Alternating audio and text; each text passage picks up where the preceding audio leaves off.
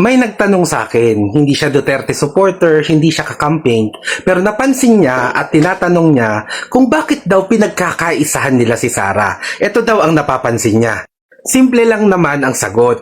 Kasi hindi nila makurap-kurap si Inday Sara. Hindi nila magiging kakampi si Inday Sara dyan sa korupsyon nila. At wala silang hawak na kahit anuman tungkol sa korupsyon ni Inday Sara na papasa sa korte na pwede niyang ikabagsak.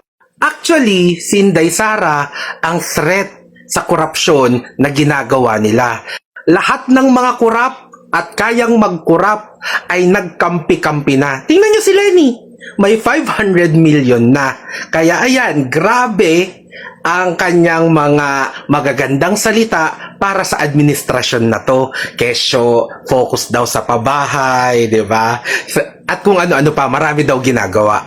Kung kurap si Inday at kasama at kasabwat nila ito sa pangkukurap, walang impeachment. Kitang-kita naman natin kung sino ang kontra at nag-iimbestiga sa korupsyon nila ay yon ang ginigipit, yon ang may mga kaso, yon ang pinapahirapan, yon ang mababa ang budget o walang budget.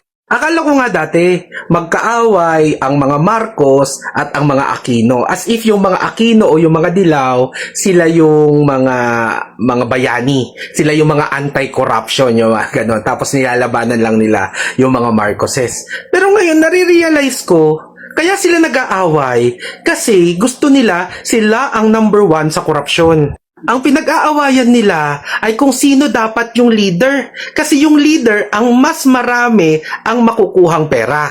Yung leader ang mas may control at mas may mga say sa proseso ng gobyerno, di mas free sila. Ngayon na may threat na sa korupsyon ng dalawa, natuto silang magkaisa.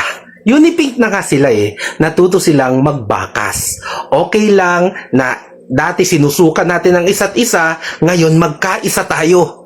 Kasi kung hindi tayo magkakaisa, nanganganib ang ating mga bulsa. So bakit pinagkakaisahan si Inday Sara? Kasi si Inday Sara ay isa na lang sa iilan dyan sa gobyerno natin na may paninindigan, may prinsipyo, nais magserbisyo at may malasakit sa bansa.